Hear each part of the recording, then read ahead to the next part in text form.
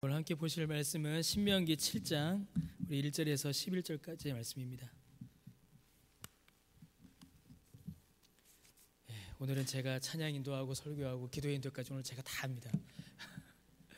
우리 신명기 7장 우리 1절부터 11절까지 우리 함께 보시겠습니다. 신명기 7장 1절에서 11절까지 우리 한 절씩 나누어 읽으시겠습니다. 제가 먼저 읽습니다. 네 하나님 여호와께서 너를 인도하사 내가 가서 차지할 땅으로 들이시고 네 앞에서 여러 민족 헷 족속과 기르가스 족속과 아모리 족속과 가나안 족속과 브리스 족속과 히이 족속과 여부스 족속 곧 너보다 많고 힘이 센 7 족속을 쫓아내실 때에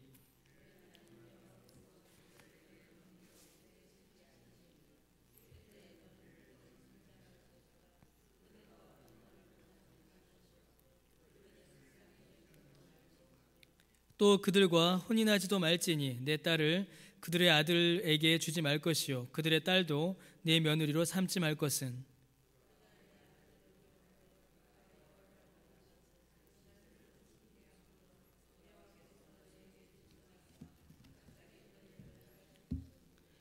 오직 너희가 그들에게 행할 것은 이러하니 그들의 제단을 헐며 주상을 깨뜨리며 아세라 목상을 찍으며 조각한 우상들을 불사를 것이니라.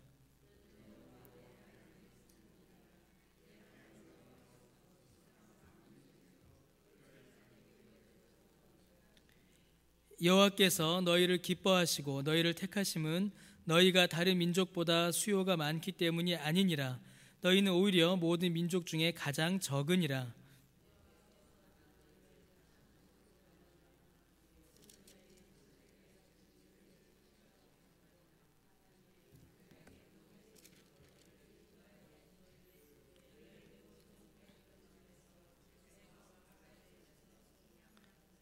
그런즉 너는 알라 오직 네 하나님 여호와는 하나님이시요 신실하신 하나님이시라.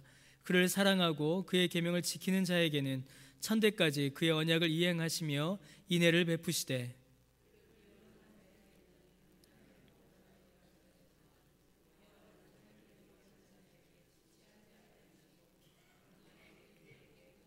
함께 읽습니다. 그런즉 너는 오늘 내가 네게 명하는 명령과 규례와 법도를 지켜 행할지니라. 아멘.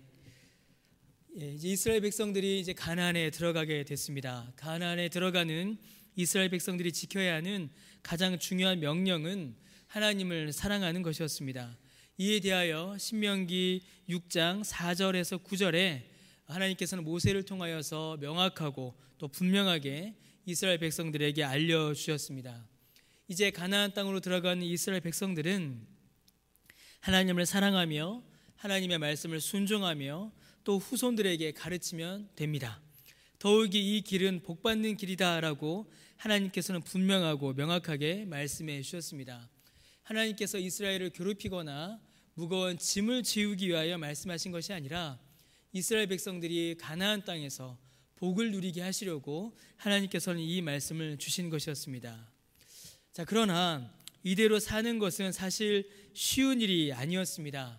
하나님을 사랑하고 그 말씀을 순종하며 그 말씀을 후손들에게 가르치는 이 일, 그리고 이 일로 말미암아 복을 받을 것이다 라고까지 하나님께서 말씀하셨지만 이 말씀대로 살아가는 일이 그들에게는 매우 어려웠습니다.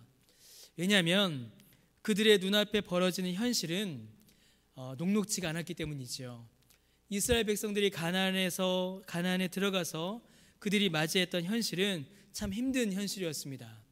하나님보다 더 사랑할 것이 너무 많았고 하나님의 말씀보다 더 따라야 할 것이 많았으며 하나님의 율법보다 자녀들에게 가르쳐야 할 것이 더 많았기 때문입니다.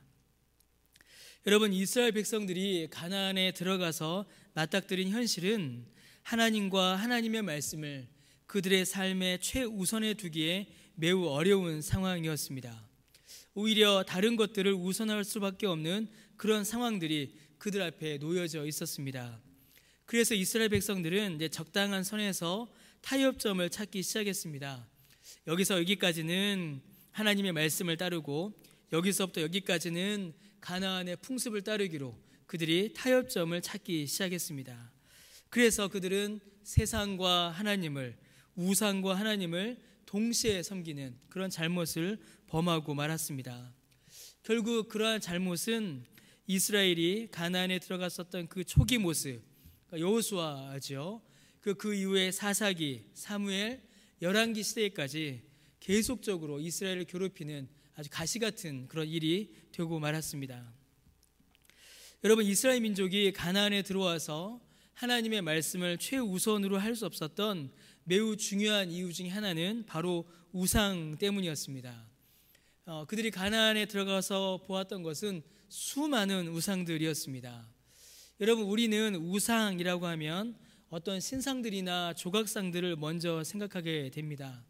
실제로 그러한 조각상들이, 그런 신상들이 우상의 역할을 하는 것은 분명합니다. 그러나 그것은 우상의 일부이거나 그저 드러난 형상일 뿐입니다.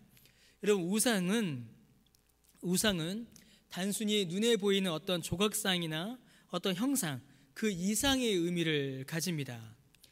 여러분, 이스라엘 백성들에게 우상이 그토록 강력했던 이유, 하나님께서 이토록 강력하게 우상을 그들에게서 끊어내라 라고 말씀하시는 이유는 여러분, 그 우상들이 모두 사람의 필요를 채워주는 존재로 여겨졌기 때문입니다.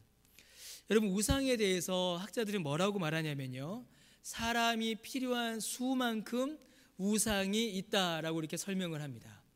사람이 자기에게 필요한 것이 있고 자기가 소원하는 것이 있는데 그것을 가지지 못하게 되면, 또 마음속에서 그것을 너무나 갖기를 소원하면 그것이 우상으로 눈앞에 이렇게 그려진다라는 것이죠.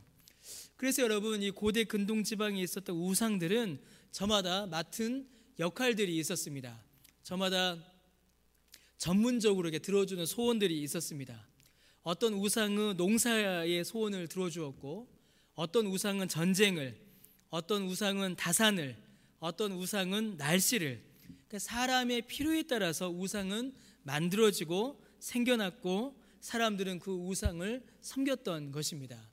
그래서 방금 말씀드렸던 것처럼 인간의 욕망의 수만큼 우상이 있는 것이고, 또 그 우상은 결국 인간의 욕망을 반영하고 있는 그런 존재들이 되는 것이죠. 필요에 따라서, 사람의 필요에 따라서 우상이 생겨나고 사람들이 그 우상을 섬겼다라는 것입니다. 여러분, 이스라엘 백성들이 가나안에 들어왔습니다. 자, 이제 그때로 한번 돌아가서 한번 생각해 보겠습니다. 여러분, 이스라엘 백성들이 어디에 살았죠? 애굽에 살았죠. 자, 야곱이 가족을 이끌고 고산 땅에 정착한 이후 약 400년 이상의 시간을 이스라엘 백성들은 애굽에서 보냈습니다. 그리고 400년 이상의 시간을 보내고 광야를 몇 년간 떠돌았죠? 40년간 광야를 떠돌았습니다. 그렇게 살다가 가나안 땅에 정착합니다. 여러분, 애굽을 고향처럼 여겼던 1세대들은 다 광야에서 죽었습니다. 그들 중에 가나안 땅이 어떠한 땅인가를 기억하는 사람들이 이제는 아무도 없습니다. 그들의 기억 속에, 그리고 그들의 조상들로부터 들었던 땅, 그들의 조상들로부터 들었던 이야기는 애굽 땅이 전부입니다. 그런데 여러분, 애굽 땅은 아주 비옥한 땅이었지요. 가나안은 척박한 땅이었습니다. 자, 비옥한 땅의 이야기를 들은 사람들이 척박한 땅에 들어옵니다. 그러면 무슨 문제가 생길까요? 농사 짓기가 매우 어려워집니다. 특별히 이제 가나안 땅으로 들어가는 사람들은 이제 출애굽 2세대들입니다. 여러분, 이 2세대들은 광야에서 태어나서 광야에서 자란 사람들입니다. 이들이 뭘 먹고 자랐지요? 만나와 메추라기를 먹고 자랐죠. 그럼 여러분, 이 사람들이 광야에서 농사를 지어 봤을까요? 농사를 지을 일이 없었죠. 농사를 지을 필요가 없었습니다. 자, 떠돌아다니면서 하나님께서 주시는 만나와 메추라기를 먹고 살았습니다. 자, 그런데 이제 가나안으로 들어가면 이제 뭘 해야 됩니까? 농사를 지어야죠. 자, 그런데 지금 어떤 상황입니까? 여러분, 이 세대들이 이 가나안 땅으로 들어가는 출애굽 2세대들이 극복해야 하는 아주 중요한 문제가 있었는데 그것은 바로 단절이었습니다. 그들 중에 어느 누구도 가나안 땅이 어떤 땅인지 아는 사람이 없었고, 그들 중에 어느 누구도 농사를 지어본 사람이 없었고, 어느 누구도 농사의 기술을 아는 사람이 없었습니다. 배운 적도 없고 가르쳐 준 적도 없고 그들이 해본 적도 없는 겁니다. 자, 그런 상황에서 이제 가나안에 들어갑니다. 그리고 가나안에 들어가서 먹고 사는 문제를 해결해야지요. 농사를 지어야 합니다. 자, 그런데 그 농사의 정보는 다 어디에 있을까요? 그 농사의 정보, 가나안 민족들이 가지고 있겠죠. 자, 그런데 그 가나안 민족들이 가지고 있는 그 농사의 정보는 어떤 형태로 남아 있었냐면 전부 우상 숭배, 종교의 형식으로 그들에게 남아 있었습니다. 여러분, 왜 별자리를 보고 점을 치지요? 사람들이 왜 그럴까요? 별자리의 이동은 뭡니까? 계절의 변화죠. 계절이 바뀌는 걸 별자리를 보면서 압니다. 그러면서 거기에 신화가 덧붙여지죠. 그들은 그 신을 섬기는데 실제로는 별자리의 이동을 따라 계절의 이동을 계산한 겁니다. 농사를 짓는 기술, 시기의 변화가 전부 다 우상 숭배와 종교의 형식으로 그들 가운데 남아 있었습니다. 여러분, 가나안 땅의 가장 강력한 우상들 바알, 아세라 전부 다 농사를 관장하는 신이었습니다. 농업을 관장하는 신들이 그 땅에서 가장 강력한 우상들이었습니다. 자, 이스라엘 백성들이 가나안에 들어왔습니다. 자, 가나안에 들어와서 농사를 지어야 합니다. 언제 봄이 되고 언제 가을이 되고 언제 비가 많이 오고 언제 서리가 내리고 이러한 정보를 이제 들어야겠죠. 어느 땅에서 무엇을 심어야 잘 자라는지 그것을 들어야 합니다. 그런데 그런 모든 정보는 전부 다 우상 숭배의 형식으로 그들의 종교 안에 자리를 잡고 있었습니다.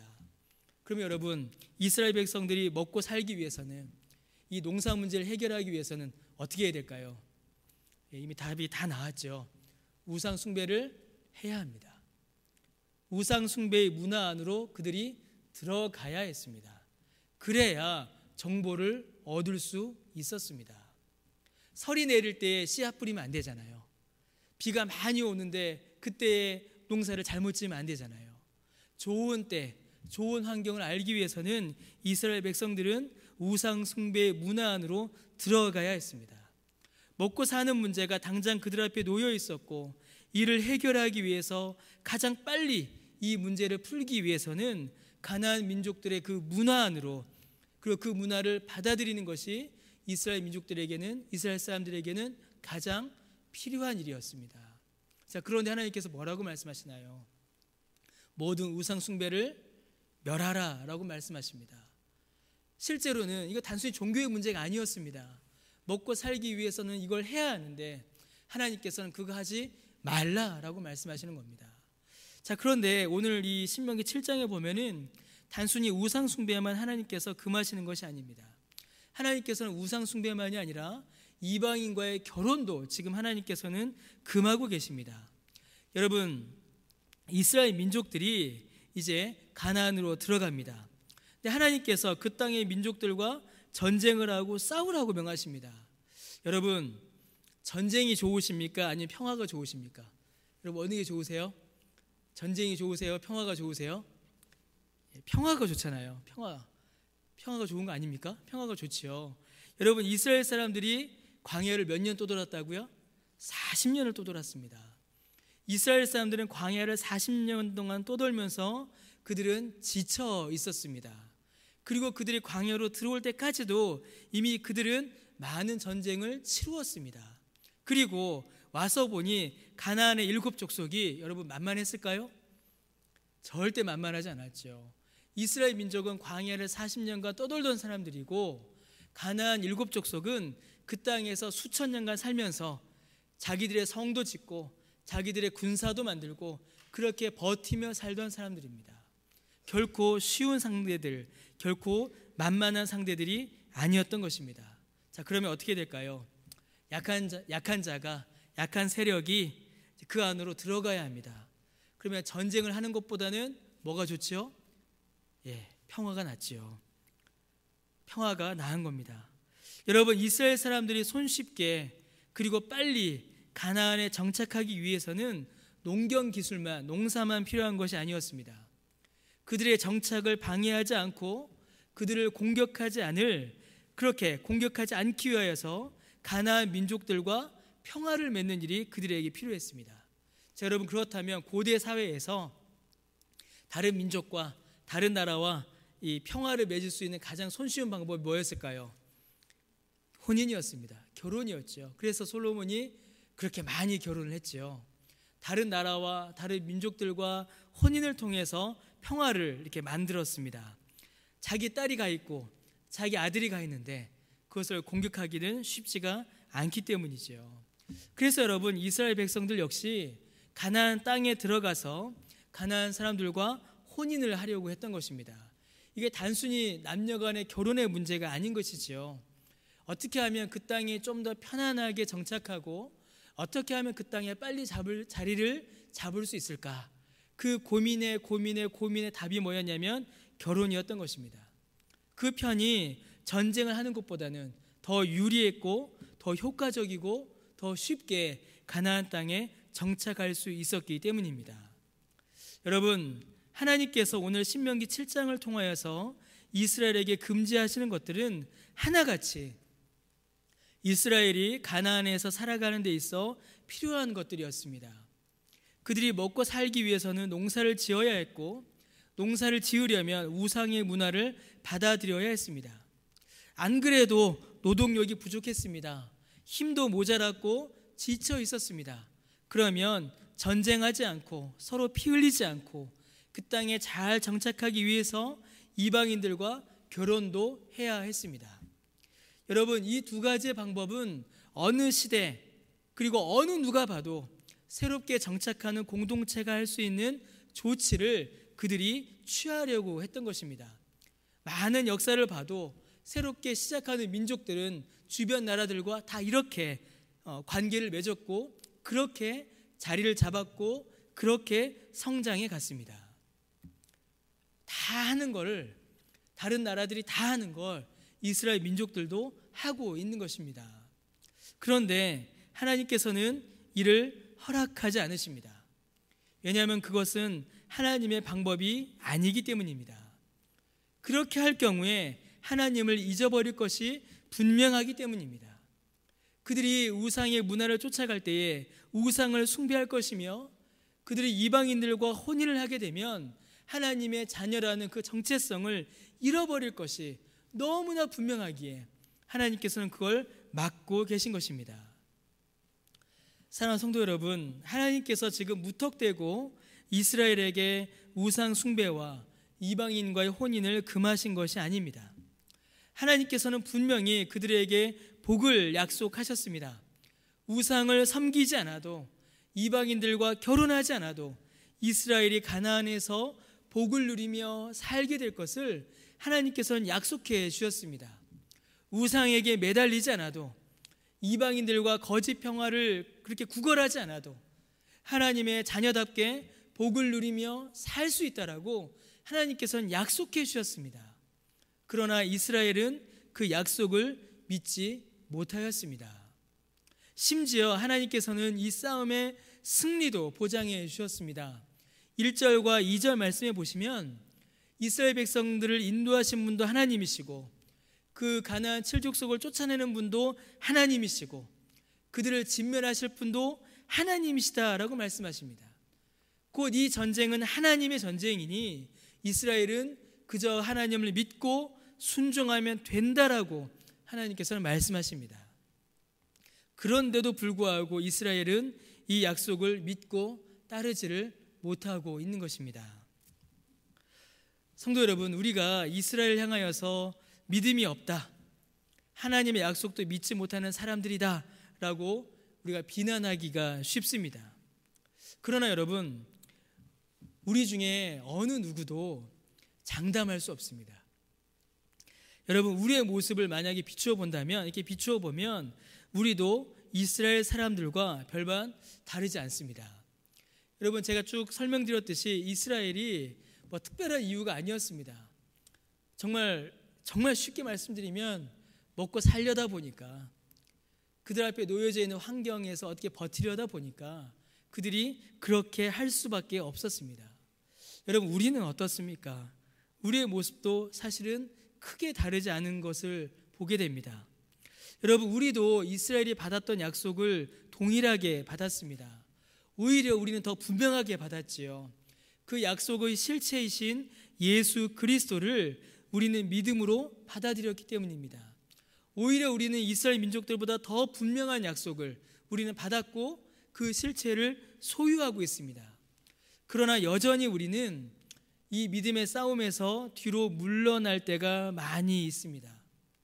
가나안에 들어간 이스라엘처럼 우리도 먹고 사는 문제에 있어서는, 우리를 둘러싼 환경의 문제에 있어서는 눈에 보이는 현실이 더 크게 보이기 때문입니다.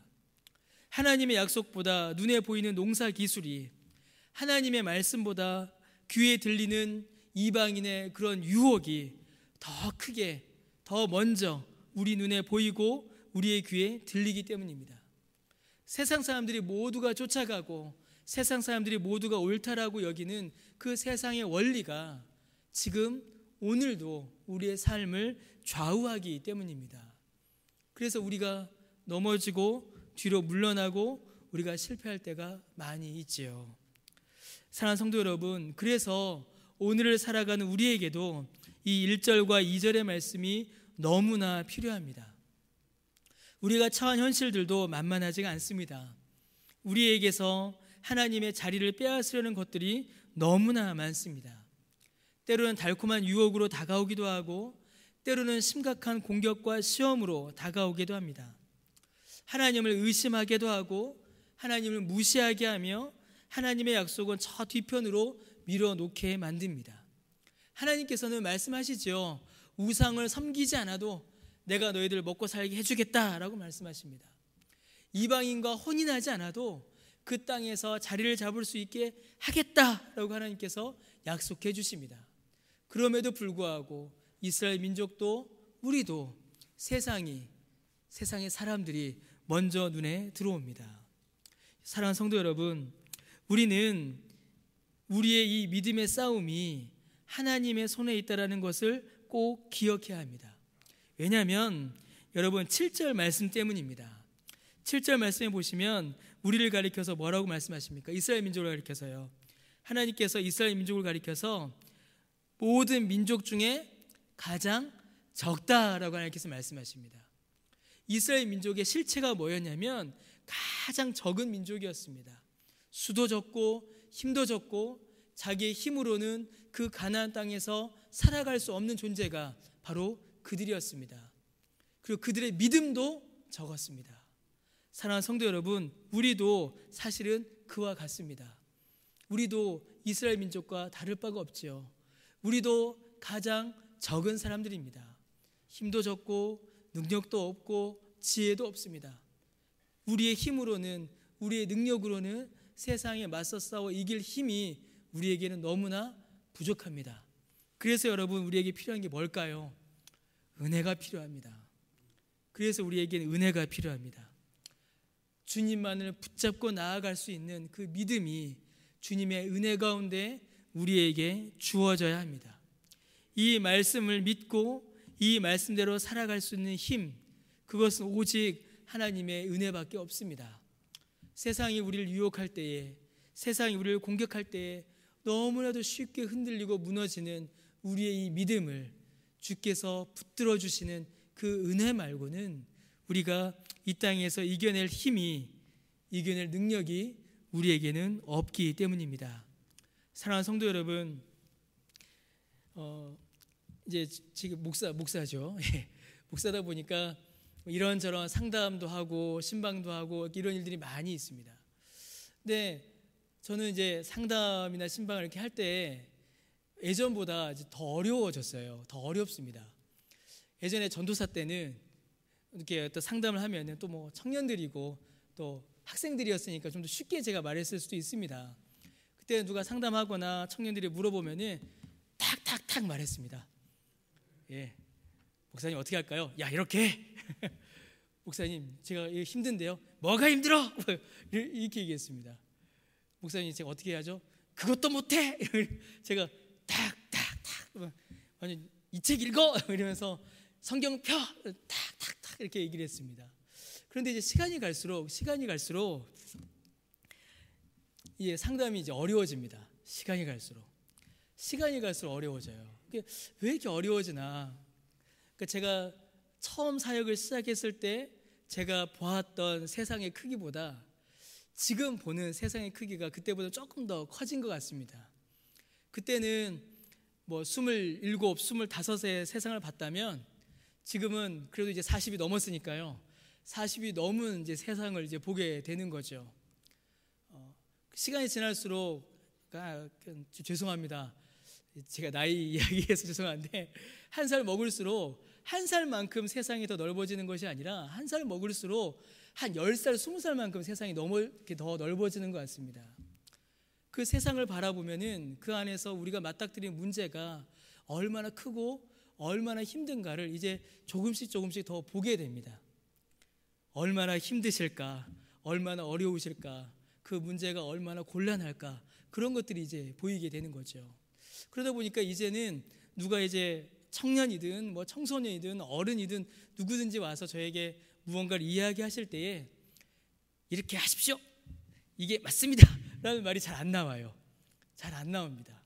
왜냐하면 저도 그렇게 못하기 때문이고 그렇게 탁 잘라서 단순하게 말하기에는 저와 여러분이 처해 있는 상황이 너무 복잡하고 어렵기 때문입니다. 그래서 더 간절히 주님의 은혜를 구하게 됩니다. 결국에는 마지막에 가서는 하는 게 주의 은혜를 구하는 것밖에는 없는 것 같습니다. 이스라엘 백성들처럼 우리도 농사 지으려면, 이스라엘 백성들처럼 이 땅에서 살아가려면 어떨 땐 타협하고 어떨 땐 양보하고 어떨 땐 무너집니다. 그러한 상황 가운데서 우리의 믿음을 지킬 수 있는 것은 하나님의 은혜밖에는 없습니다. 그 은혜를 간절히 구하는 수밖에는 없는 것이지요. 주께서 우리에게 은혜 주셔서 참으로 그 은혜로 내가 믿음이 굳어서 내가 막 의지가 세서 믿음을 지키는 거, 여러분 그거는 불가능한 것 같습니다. 그거는 어려운 것 같습니다. 내 믿음의 능력을 볼 때는 너무나도 쉽게 넘어지죠. 오직 주님의 은혜만이 우리의 믿음을 지켜주시고 이 믿음의 싸움에서 이기게 하십니다. 그 은혜를 간구하시고 또 그 은혜를 누리시며 그 은혜 안에 사시는 저와 여러분 되시기를 주님의 이름으로 간절히 축원합니다. 이 시간 함께 기도드립니다.